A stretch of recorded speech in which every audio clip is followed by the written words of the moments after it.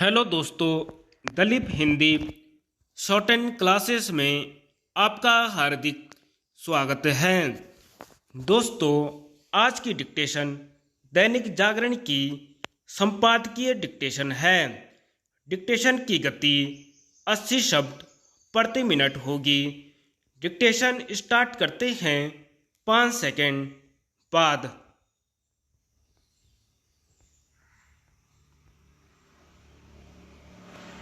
मंदिर और सरकार।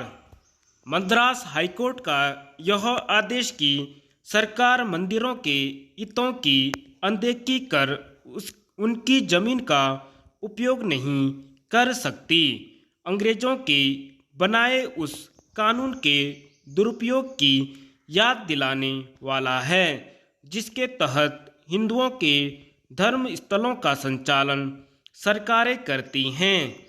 वास्तव में इस संचालन के नाम पर मंदिरों पर सरकारों का कब्जा है।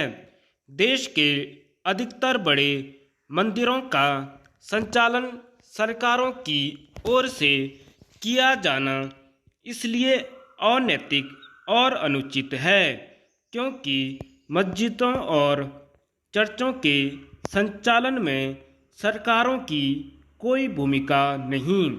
मंदिरों का संचालन सरकारों की ओर से किया जाना और अन्य समुदायों के धर्म स्थलों का संचालन संबंधित समुदाय की ओर से किया जाना केवल एक देश दो विधान वाली स्थिति ही बयान नहीं करता, बल्कि यह भी बताता है कि सेक्युलरिज्म के नाम पर किस तरह भेदभाव करने वाले कानून बने हुए हैं।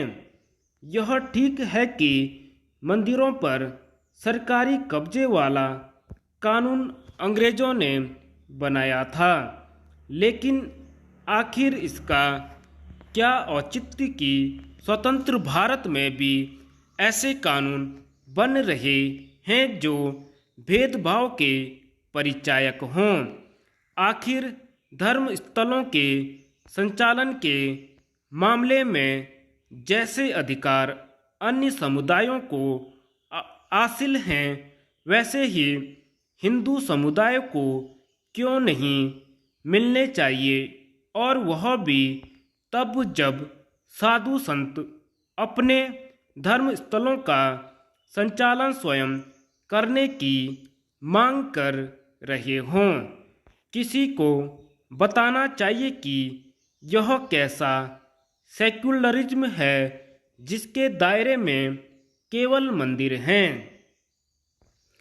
इससे संतुष्ट नहीं हुआ जा सकता कि कुछ राज्य सरकारों ने हिंदू समुदायों और साधु संतों की मांग पर मंदिरों पर से सरकारी नियंत्रण खत्म करने की पहल की है, क्योंकि कई राज्य अभी भी मंदिरों को अपने नियंत्रण में लिए हुए हैं। समस्या केवल यह नहीं है कि केवल मंदिरों पर ही सरकारी नियंत्रण है, बल्कि यह भी है कि इसके चलते मंदिरों की संपत्ति का मनमाना उपयोग किया जा रहा है। तमिलनाडु में तो कई मंदिरों की सैकड़ों एकड़ जमीन उनसे छीन चुकी है या फिर उसका इस्तेमाल गैर धार्मिक कार्यों के लिए किया जा रहा है। यही स्थिति कुछ अन्य राज्यों में भी है। अच्छा यह होगा कि सुप्रीम कोर्ट उन याचिकाओं का निस्तारण यथा शीघ्र करे जिनसे मंदिरों को सरकारी नियंत्रण से मुक्त करने की मांग की गई है। इसी के साथ यह मांग करने वाले संत समाज के लिए भी आवश्यक है कि वह अपने स्वामित्व और संचालन वाले मंदिरों की व्यवस्था आदर्श रूप से करके उदाहरण पेश करें।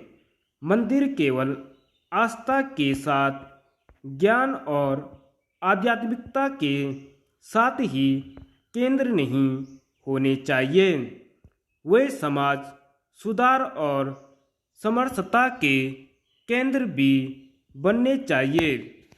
जब संत समाज को यह देखना होगा कि मंदिरों में ऐसी प्रथाओं का पालन न होने पाए जो आज के समय उपयुक्त नहीं और जो परंपरा के नाम पर प्रगतिशील में बाधक हों। मंदिरों को उन कर्म कांडों से छुटकारे की पहल भी करनी चाहिए जो श्रद्धालुओं की परेशानी का कारण बनते हैं। धन्यवाद।